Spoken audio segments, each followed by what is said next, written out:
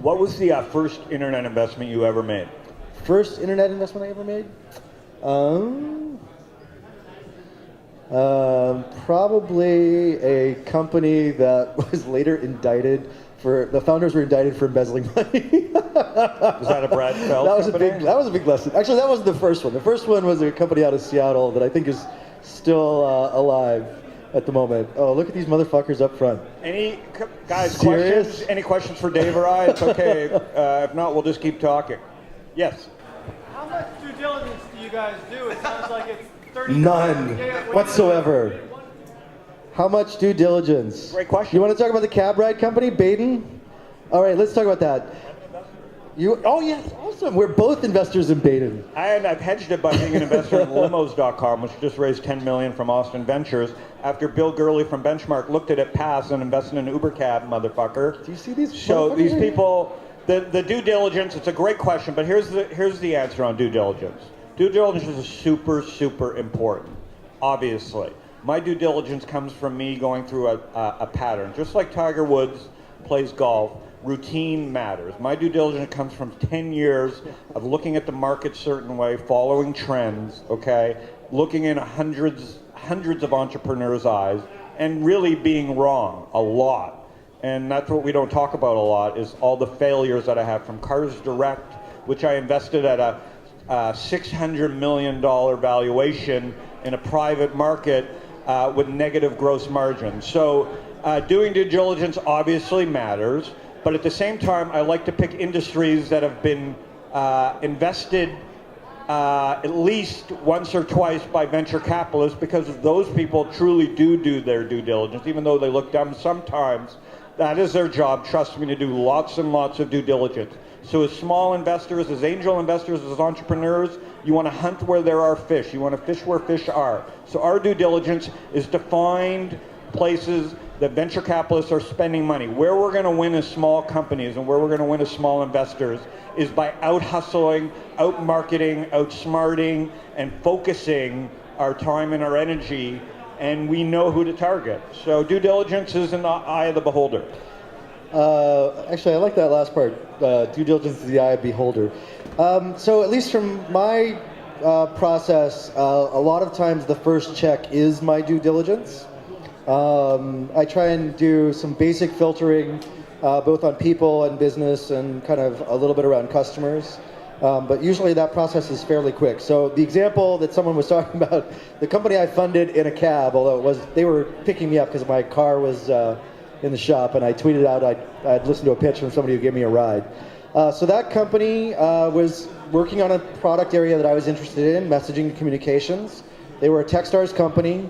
They were referred to me by a larger VC. The basic idea was applying game mechanics to making email more productive. And I'm pretty sure people at some point will pay for some form of that product. So for me, it fit a pretty basic filter. And I think the founder actually has a MIT background, I'm not sure. But yeah, it shows you how much due diligence I have. I can't remember the guy.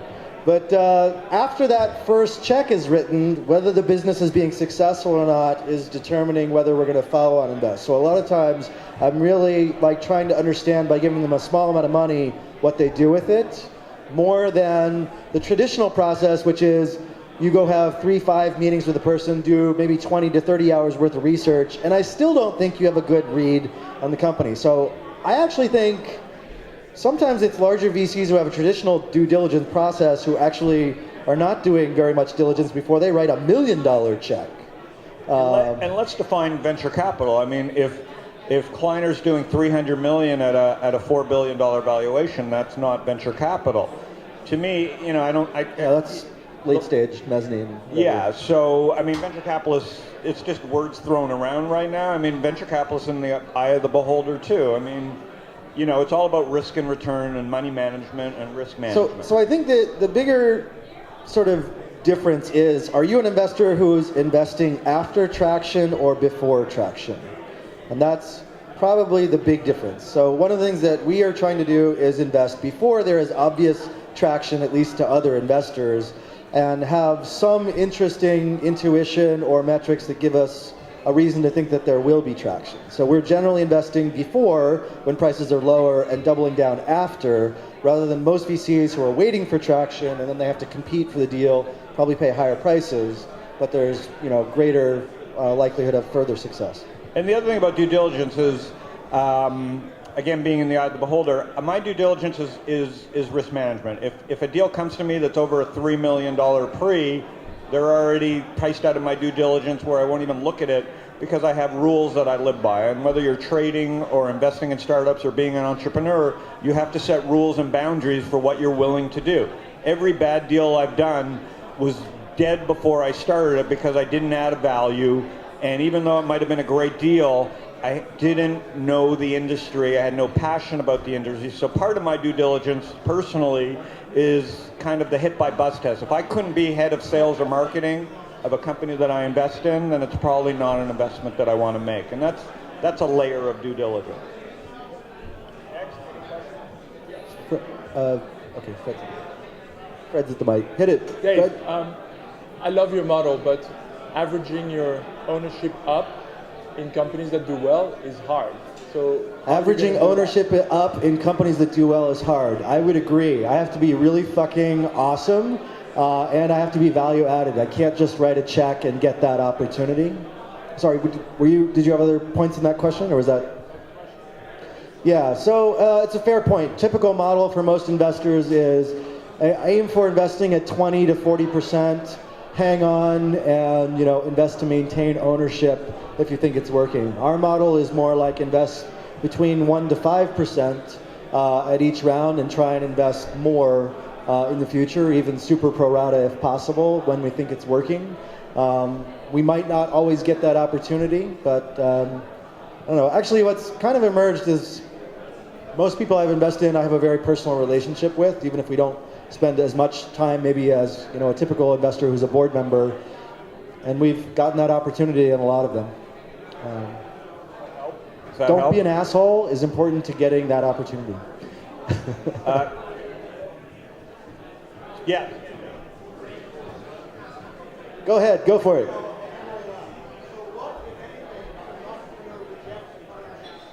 What should an entrepreneur reject in a term sheet? Read Brad Feld's blog.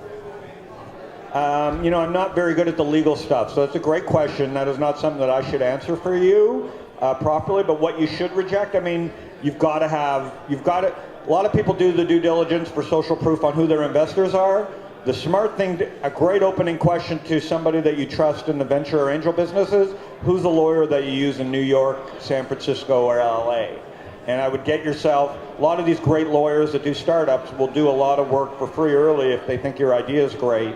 But don't worry about your lawyer about whether the idea is good. Ask a great attorney for that stuff. I think the simple answer is you want as clean a term sheet as possible, but I think you're missing the more interesting question, which is how do you get multiple potential investors in your deal? Right, because your ability to negotiate away terms that you don't like is going to be based on whether you're oversubscribed or not. And so, do you want to talk about AngelList maybe? Because I think that's an interesting topic that's going on in the industry. So really quickly, try and basically raise an amount of money that's less than you think you're going to have investor interest for.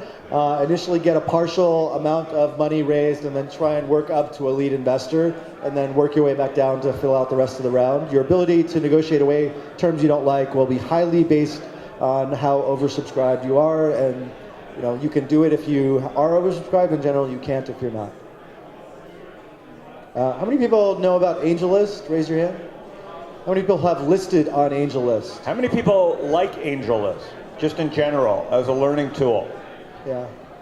I think people misunderstand the product. Do you like the product? I like the product a lot. I think generally it's extremely helpful for entrepreneurs, and it's largely helpful for investors. I've invested in 4 deals from AngelList. So I think it's again, I'm looking for speed and acceleration, and I'm looking for curation, which is sometimes an underused word and sometimes an overused word. It just depends on the context. But I like the curation. I think it could get better. I think they're going to have problems, because there's intent issues. But again, AngelList is something that you should really start to understand. Particularly for entrepreneurs and investors who are not in more active markets like Silicon Valley, New York, I think AngelList is a great way to get in front of other angel investors and find out what deals are actually happening. So it's great visibility into the market. Any other questions? Yeah, so in terms of structure at early stage, how are you guys doing deals? Is it convertible debt, preferred, commons? What's kind of the... So the question was, what's the structure of the deals that we do? For me, the answer is probably 2/3 convertible debt, 1/3 priced. We are usually not leading on price deals, but we're happy to do them. We are occasionally the first check, actually probably at least 1/3 of the time, maybe even half of the time. We are helping put together very simple convertible note structure deals. Usually those have a cap on them. Usually they have some form of discount on them.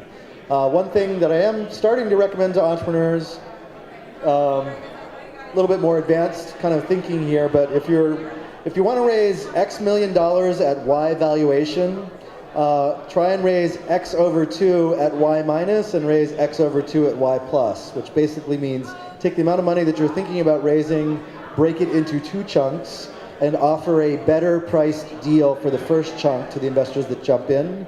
That creates perceived value and scarcity. I would offer that deal to the investors that you think are likely more interesting and reward them with a lower price. The danger of that deal is you might have to offer the deal to everyone at that price, but if you are oversubscribed, you can get a certain amount of money at that lower valuation, smaller amount, get some capital in your pocket to take the product further down the road or get more customers, and then probably do a second part of that deal within a short period of time after it if you are able to get any progress in the product. For me, and again, I invest between 50 and 250 and around, is I rarely, once a year, I'll lead a deal where even though I can't put up the lead money, I'll bring a group in of friends and family and people that I've done deals with before, where I act as the lead because I act as the leader of the group, even though I may not be the smartest. I've done this and I bring people that want to invest with me in certain deals. And then I generally either like to price around at a 2 to 3 million valuation, or I put a cap on a convertible. I don't mind doing a convertible as long as there's a $3 to $5 million cap on it. And like anything, rules are meant to be broken, but I generally try and keep very tight to those rules. On the price rounds, are you doing what? I've never done a common... Most always well, I shouldn't say that. Our accelerator program we do on a common stock structure, but typical seed investments we do on a preferred round structure. Yeah, I don't do common. I do common, if I want common, I buy Lululemon and Open Table. Any downsides to being oversubscribed? And downsides to be oversubscribed, pissing off people who you want to get in the deal. Not usually. Yeah. It's all about any downsides to being hot sexy? I don't know. Yeah, it's about style. It's up to the CEO. If they're good enough, if the product's good enough to get oversubscribed, it's up to the CEO to show some style. And you can tell a lot about a management group when they are oversubscribed. A lot less. You can tell a lot more about your entrepreneur if the deal's oversubscribed than struggling to raise money. So I think it's you got to be really careful when you're oversubscribed in talking to your investors.